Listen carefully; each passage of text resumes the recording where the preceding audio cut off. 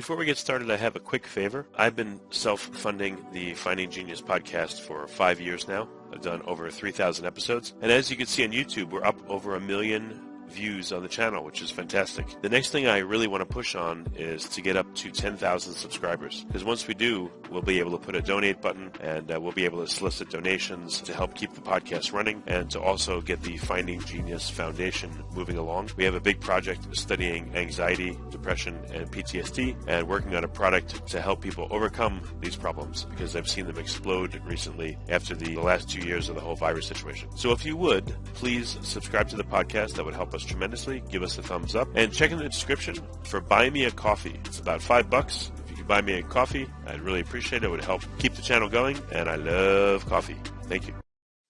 Did you know that amino acids are known as the building blocks of life? And getting the optimal ratio of amino acids in your diet is critical to staying healthy and maximizing your peak performance? I know firsthand how critical it is to stay healthy. Therefore, I've been on the lookout for quite some time for something that's 100% science-backed that can enhance and extend my peak athletic performance. That's why I'm so happy I recently discovered Perform from the Amino Company. Perform is a patented blend of essential amino acids that works to improve strength, focus, and endurance for peak athletic performance. Perform is scientifically proven to help revolutionize your workouts. Perform is an easy-to-use powder that you can mix in your water bottle for a delicious drink that keeps you operating at peak performance. Just drink it before and during your workouts for best results. You can check out their science by visiting aminoco.com/genius. Don't forget, once you're there, use coupon code GENIUS for 30% off at checkout. The website is aminoco.com/genius. Then use the code GENIUS. Forget frequently asked questions. Common sense, common knowledge, or Google. How about advice from a real genius? 95% of people in any profession are good enough to be qualified and licensed. 5% go above and beyond. They become very good at what they do. But only 0.1% are real geniuses. Richard Jacobs has made it his life's mission to find them for you. He hunts down and interviews geniuses in every field: sleep science, cancer, stem cells, ketogenic diets, and more. Here come the geniuses. This is the Finding Genius Podcast with Richard Jacobs. Hello, this is Richard Jacobs with the Finding Genius Podcast and the Good Question Podcast. I have Peter MacLeod. We're going to talk about some responsible government, democracy, and some other forms of that. He's the founder and principal of MASS LBP. So again, we're going to talk about perhaps sortition, civic lotteries, citizen panels, those kinds of things, alternative forms of, I don't know if they call it governance, but alternative forms of decision-making within government. So, Peter, thanks for coming. Hey, great to be here. Very happy to join you. Yeah, tell me a bit about your history. How did you get into this area of study? It sounds very unusual. Well, I suppose it is, but hopefully it's becoming less unusual by the day because, I mean, look, most people that are living in any of the world's major democracies feel as though things just aren't quite right, or at least they're not working the way they're supposed to. And all of our work at MASS, an organization based in Toronto, Canada, it's been around for about 15 years, has been about trying to improve the relations between citizens and their government. The way that we try and do this is to address one of the things that is probably among the most glaring shortcomings of our democratic system, one of the most basic. How do you have a good public meeting? How do you bring people together so that they don't end up shouting at each other, right? So they don't end up walking away feeling as though the decision was already made, the fix was in, nobody was actually that interested in hearing from them. How do we bring people together in such a way that we actually learn from one another, get value from those conversations, and ultimately get the kind of mandate that governments need to make difficult decisions, whether they're very local or whether they're much more consequential and national? Well, governments seem extremely happy to make their own mandates with no one's input, especially the past few years. Is there a desire on the part of government even to do this, or where does this come from? Well, look, I think we need to differentiate between big G government and maybe small G government. You know, when most people think of government, they think about the President of the United States, or they think about their governor. But of course, our societies are governed by tens of thousands of people who are in positions of authority. These are the CEOs of hospitals or the commissioners of public works. And it's in that level of government that many of these public servants find themselves having to make really difficult decisions. What services are available to patients? What infrastructure should be built? How do we pay for it? And, I think they're actually often very sincere in wanting to be able to make a good decision. The difficulty is that the mechanisms we have to try and canvass people for their views often lead us down the wrong path. So, you can survey people, but that's really only gives you top of mind opinion. It doesn't give you someone's perspective once they've had a chance to really think about it, or maybe hear a contrasting perspective, or maybe be a little bit better informed about it, right? So we, town hall meetings have lots of problems. Surveys don't give us enough information. And then, yes, in that vacuum, I think a lot of these public authorities, sure, they find the whole thing just so frustrating, so difficult, that the public, that in a democracy should be a really important resource, starts to look like a risk. And what do we do with risks? We try and manage them. And that just pisses people off even more. What do you mean the public seems like a risk? Do you mean public opinion, or what do you mean about the public? Well, look, if your experience of the quote-unquote public is running a town hall meeting, right, and you are the head of a transit service or the head of a housing authority, the folks who show up are often very convinced what the right and the wrong answer is, and they're not that willing to listen to others necessarily. And, you kind of feel as that public official, maybe quite vulnerable. Like you could be attacked by folks. And so that's what I mean. The experience of the public isn't a constructive one. It's actually one where people then start to feel threatened. And then what do? They have fewer public meetings. They ask fewer questions. They reduce the amount of time for people to provide input, and that just winds things up even more.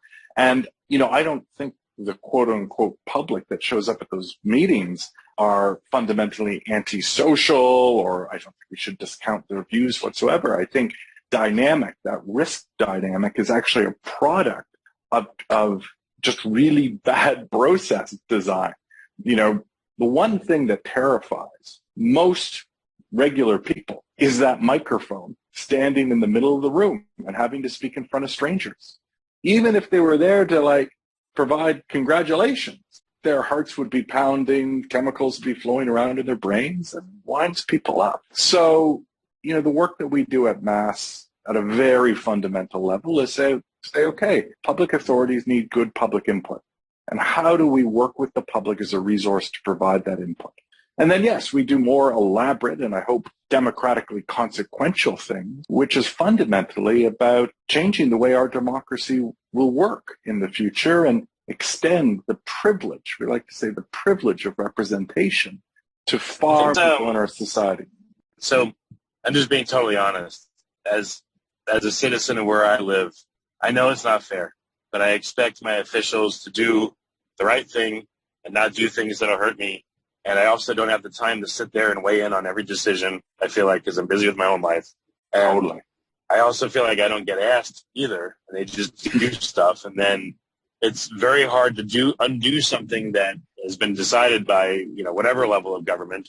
And most people, again, don't have the time. And they're like, forget it, And again, the corruption factor, too, or when you see corruption at the highest levels, then you have to assume there's probably corruption at all levels. So the whole thing is just kind of like a thankless enterprise, unfortunately. I don't know what to do about it. I empathize with what you're saying.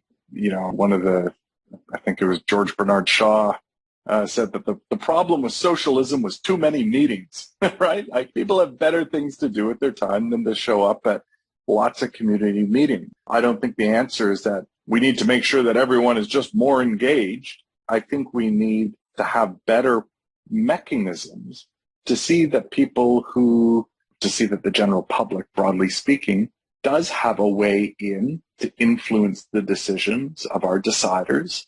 It doesn't need to be you 5 days a week or even 5 times a year, but maybe it's you every 5 years, actually setting aside a day or two and serving on we typically call them citizens assemblies or citizen reference panel, where you actually get to learn about the thing that you're being asked to have an opinion about, and not just from one vantage point, but a bunch of vantage points. Provide that perspective, have it all happen in a very transparent fashion where it's documented, where other people can refer to it, where the media can cover it. And then decision makers have a really high quality source of citizen guidance. And that's the piece that I think is missing. So what are some examples of when you've seen this in action, when there's a citizens council, to give input on a particular issue? Like what, can you describe what happens? I know how important amino acids are for optimal health and athletic performance. I've been on the lookout for something that could help boost athletic performance during my workouts. Further, something that tastes great and is easy to incorporate into my daily routine. Then I found the Amino Company, which offers 100% science-backed amino acid formulas. I tried their workout formula Perform, which has been scientifically proven to improve muscle performance during exercise, reduce fatigue and recovery times, and increase the gains from workouts.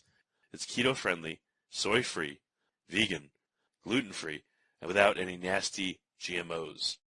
Thankfully, I found a formula that has clean ingredients and is great for your everyday routine to help give your body the fuel it needs to perform at its best and recover faster and stronger from workouts.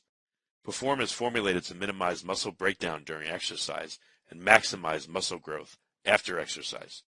You can check out their science by visiting aminoco.com/genius. In a clinical trial, muscle protein synthesis from exercise more than tripled by using Perform as compared to whey protein. Amino Company's Perform was created by former Harvard professor and world-renowned clinical researcher Dr. Robert Wolfe. As a competitive athlete, Dr. Wolfe has completed an unbelievable 62 marathons in under 2 hours and 30 minutes, set national age group records, and is still running and fueling his body with Perform at age 75. If you're looking for a nutritional advantage when it comes to boosting your peak athletic performance, I recommend you give Perform a try. It's 3 times more effective on a gram-for-gram basis than any protein source. Again, right now you can get 30% off by using code GENIUS at checkout when you visit aminoco.com/genius. Absolutely. I'll give you a few very concrete examples. I think the broader point to make, though, is that this is part of a wider global movement to re-energize democracy. The OECD, which is the Organization for Economic Cooperation and Development, it's the rich Western countries largely. They've been following this work, and about a year ago they put out a major report called The Deliberative Wave, showing how there have been more than 600 projects like the kind I'll describe, from the national level to the very local level, that have involved citizens in just a much more real way.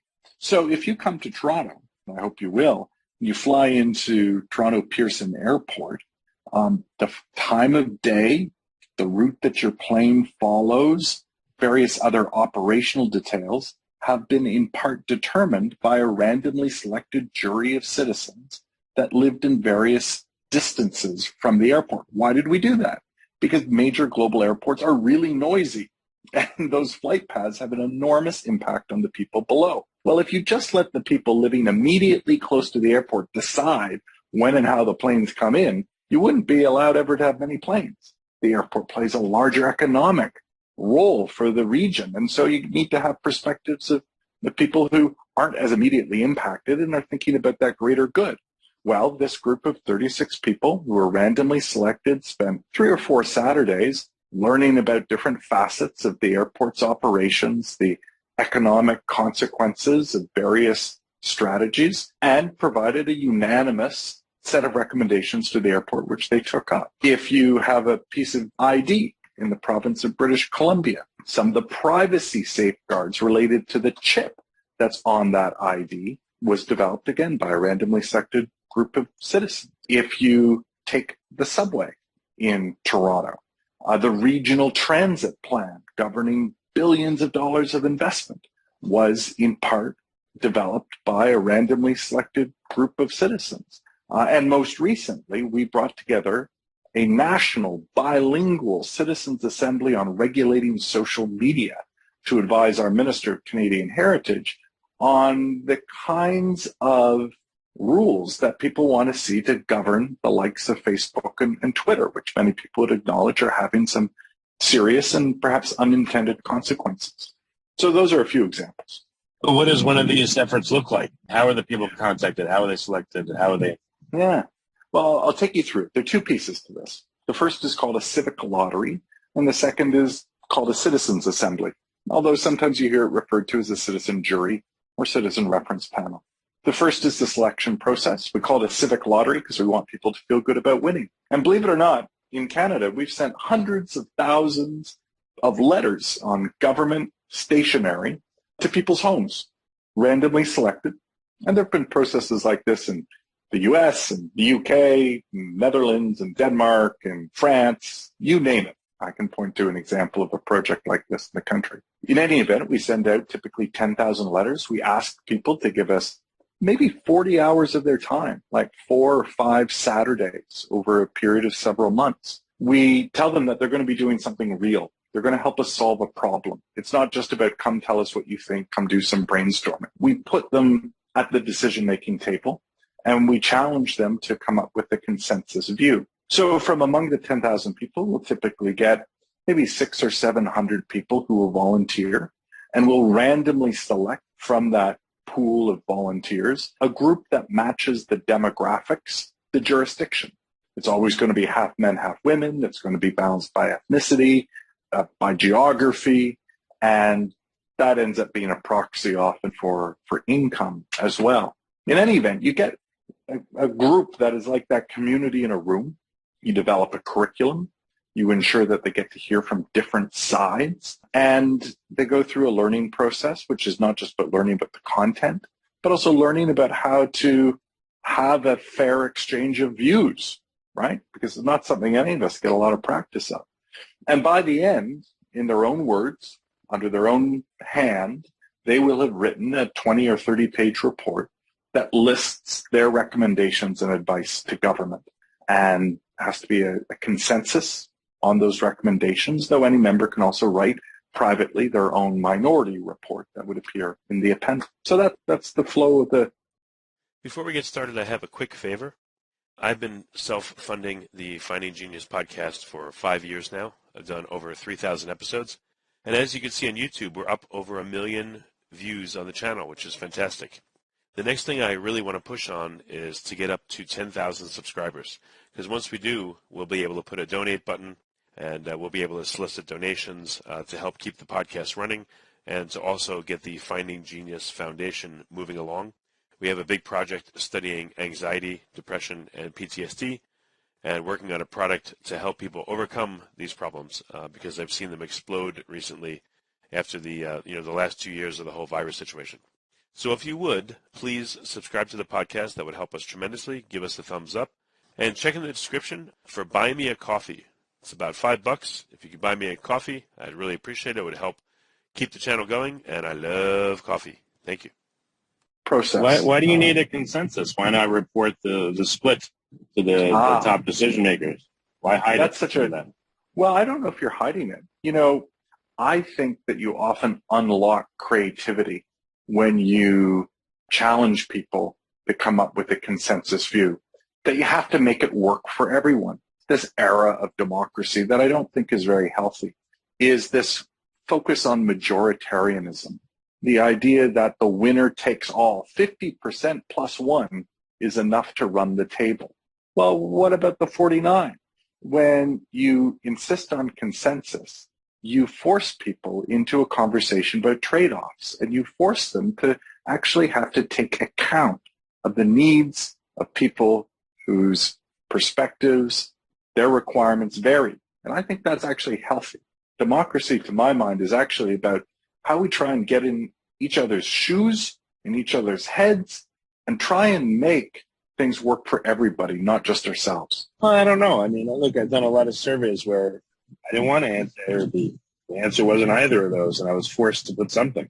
So having people come to some kind of consensus, I mean, if someone really disagrees, they don't want to come to a consensus, why is that a bad thing?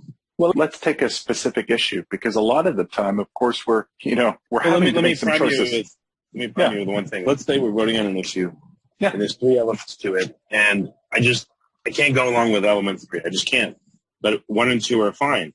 So therefore, I won't be the consensus of everyone else there. And I don't, I just cannot sign off on this. I can't give my consent because number 3 is just anathema to me. I can't do it. So what happens to my vote? The thing is, in these processes, there's no voting, right? There's conversation. And if the room doesn't, hasn't reached consensus, then we keep talking about it. And I guess I'd want to know, if you were in one of these groups, I'd be asking, okay, so you can't sign off on 3. All right, what could you sign off? Are there some compensatory measures that we could implement? Like, what is the exact nature of your concern? And the group would try and satisfy that. Now, if at the end of the day you're like, I can't agree to 3, no way, no how, okay, but you can't agree to 1 and 2. So the report would reflect that there was consensus on points 1 and 2. There wasn't consensus on the 3rd point. And as I mentioned, you could write a minority report at the end of it that sounded off and said, all of this was terrible. I disagreed. And here's my view. It's great. But the reality is that most of the time, having run 40 of these different assemblies, there's very rarely any strident disagreement. It's a little bit like, imagine you got to go on a holiday with your family, right? You can't go to 2 places. Yeah, you could go to 1 place. So how do you figure it out? You're like, okay, well, this year, honey, we're going to go to the south, and next year, honey, we're going to go to the north. You find ways to work it out. And that's what we're challenging people to do, to make compromise.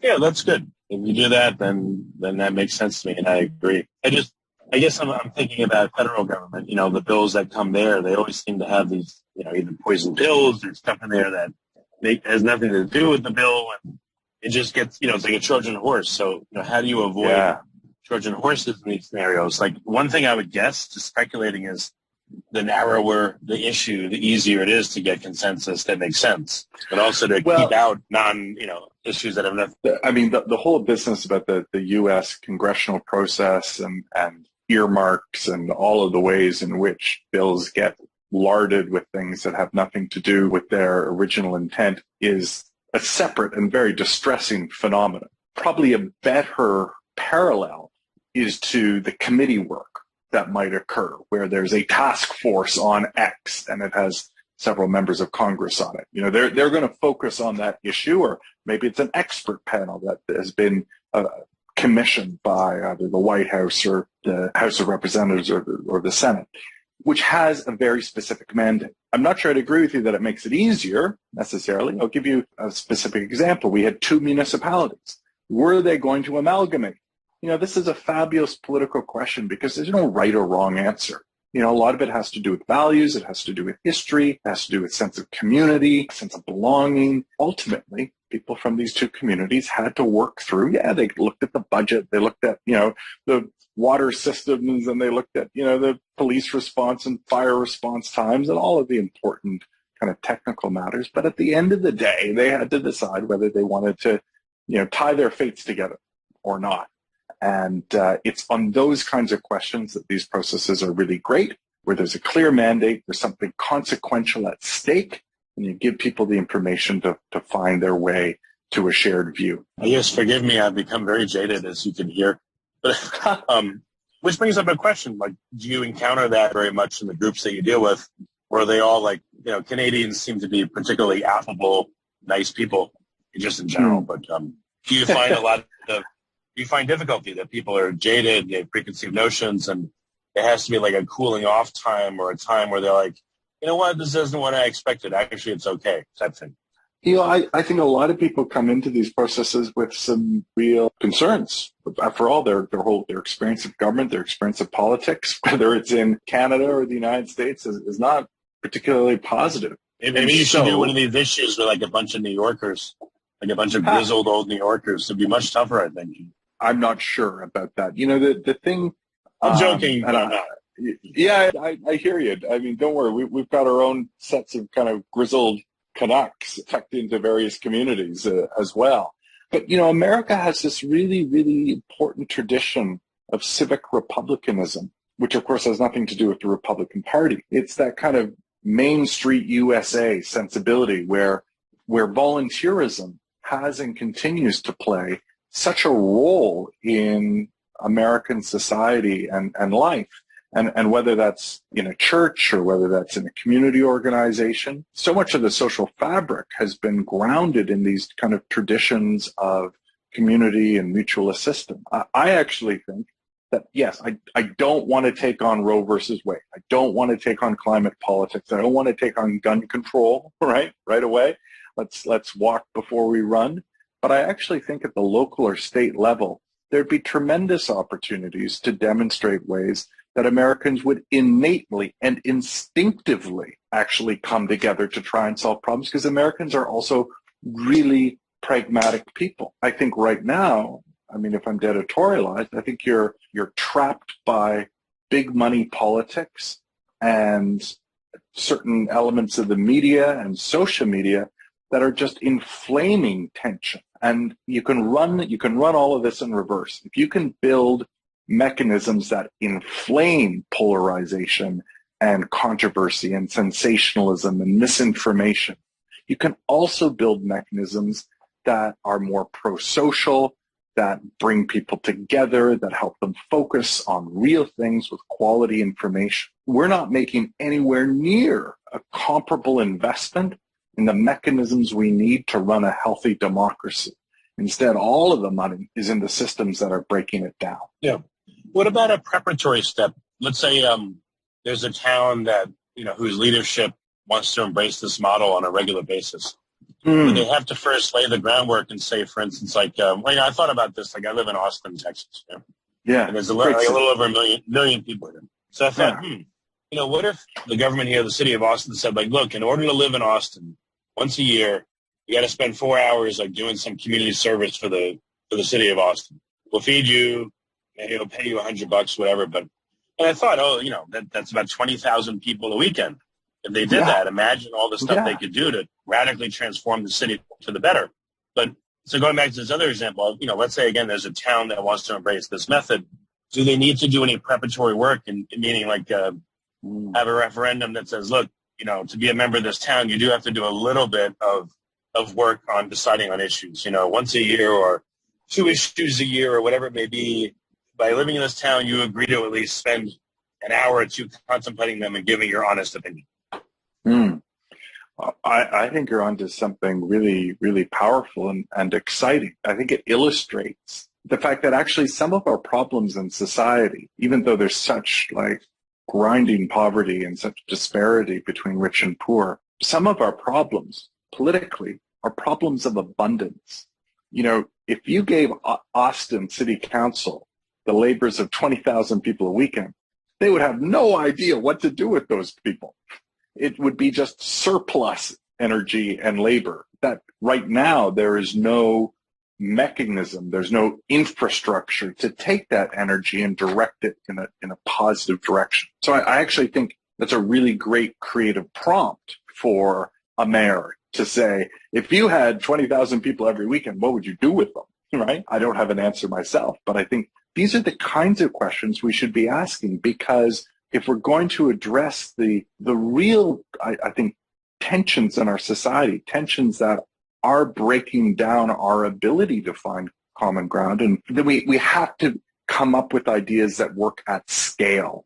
And scale means finding things for tens and hundreds and thousands and millions of people to do that are pro-social, that give them the sense that I think most people want, in which they often turn to reactionary organizations to fulfill, which is a sense of purpose and a sense of belonging and a sense that their voice counts.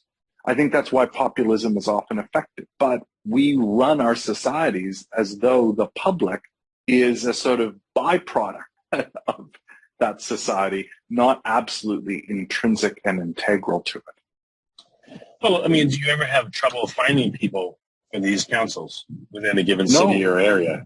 Never. Okay. And they don't balk at the time commitment or any of the others?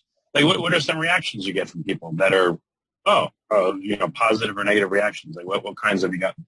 It's such a range, and it's pretty funny too, because, you make all kinds of assumptions about other people, right? So you'd say, oh, you're doing something on transit. Well, the only people who are going to volunteer are those who ride transit, or those who hate transit, or those who have a terrible commute.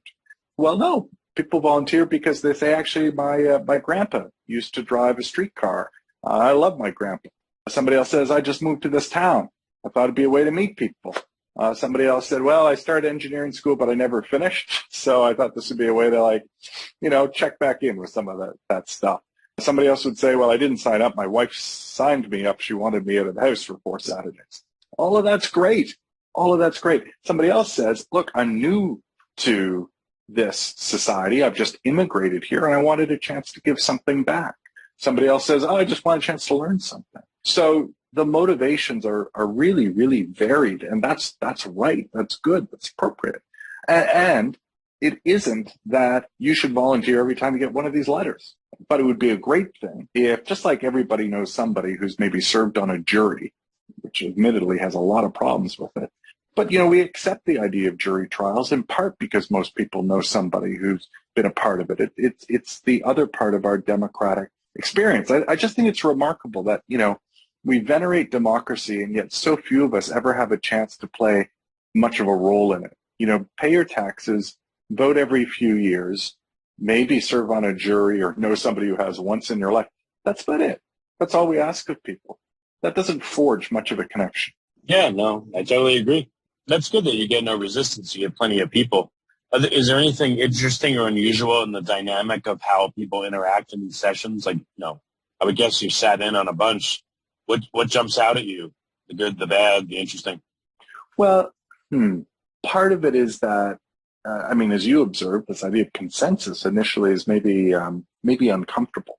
And we have so many ingrained ideas about what democracy is. The idea that we should vote, right? That, and the majority wins. But we know that democratic life is more complicated than that. So one of the things that's really incredible is I'm chairing one of these processes. Is everybody comes in, I tell them how exceptional it is that they put their lives on hold. I mean that they've all worked, most of them have worked a full week. They're taking time away from their loved ones or a chance to rest or have some fun. And there they are. They're spending 4 Saturdays thinking about, housing policy. And I thank them for it. And then I say, but I don't actually care what you think. And I do this to get a rise out of them. And everybody kind of looks at each other and goes, rrr. And I say, no.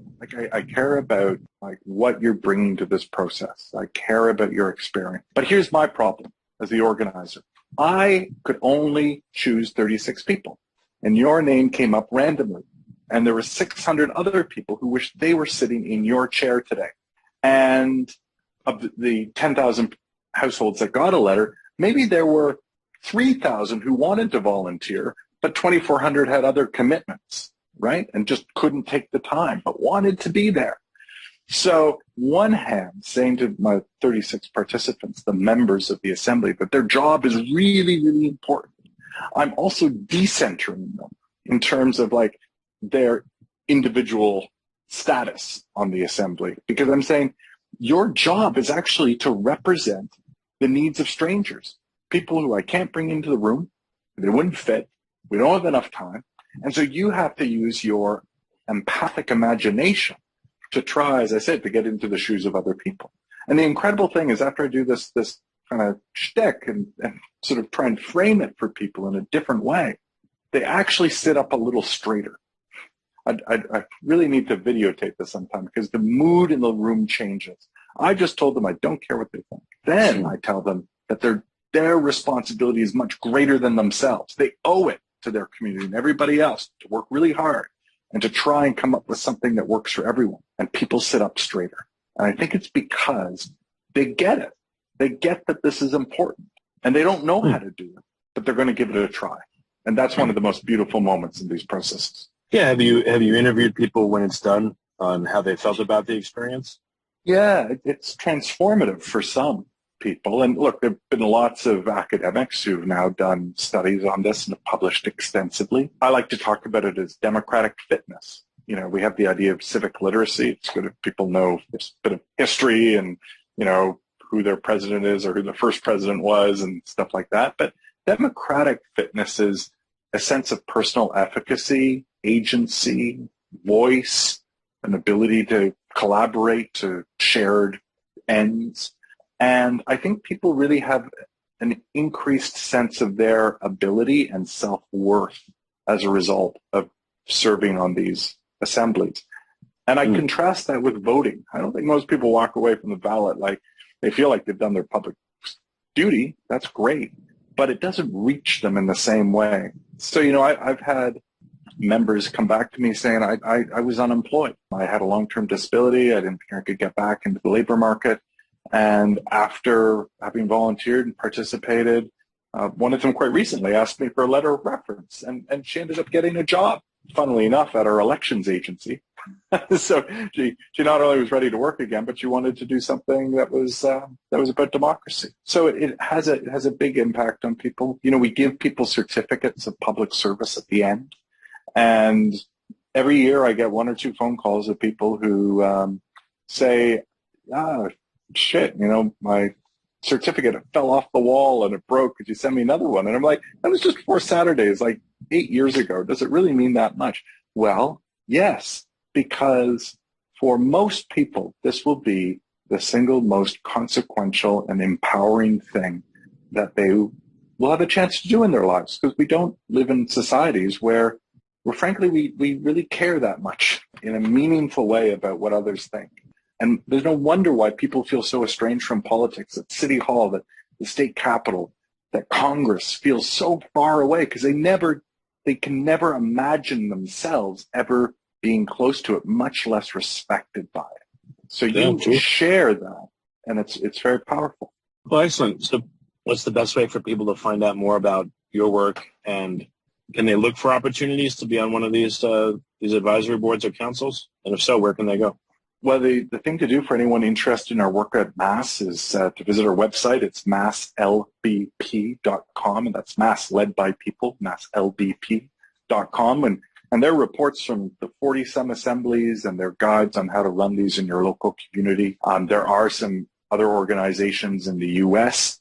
That are starting to do this work, Democracy Together, Healthy Democracy, to name just 2. But really, for folks who are very interested in this stuff, Google OECD Deliberative Wave, and you can read about the quite incredible projects, including a permanent, randomly selected council that has just been created to advise the mayor of Paris. So we're starting to see randomly selected bodies sit next to elected ones, so that people who are volunteers get to work alongside people who are professional politicians. So watch this space. Okay, excellent. Peter, thanks so much for coming on the podcast. This is really interesting stuff, and I hope it comes to fruition in many places. I think it'll really be a big help. So thank you for the work you do. I appreciate it and appreciate your interest. Take care. Hey, before you go, if you're looking for a nutritional advantage, be sure to check out AminoCo's 100% science-backed Perform formula. It was created by former Harvard professor and world-renowned clinical researcher, Dr. Robert Wolfe. As a competitive athlete, Dr. Wolfe has completed 62 marathons in under 2 hours and 30 minutes, set national age group records, and is still running and fueling his body with Perform at age 75. I recommend you give Perform a try. It's 3 times more effective on a gram-for-gram basis than any protein source. The AminoCo is giving our listeners 30% off all AminoCo products, including Perform. You can check out their science by visiting aminoco.com/genius. Use coupon code GENIUS for a 30% discount at checkout. If you like this podcast, please click the link in the description to subscribe and review us on iTunes. You've been listening to the Finding Genius podcast with Richard Jacobs.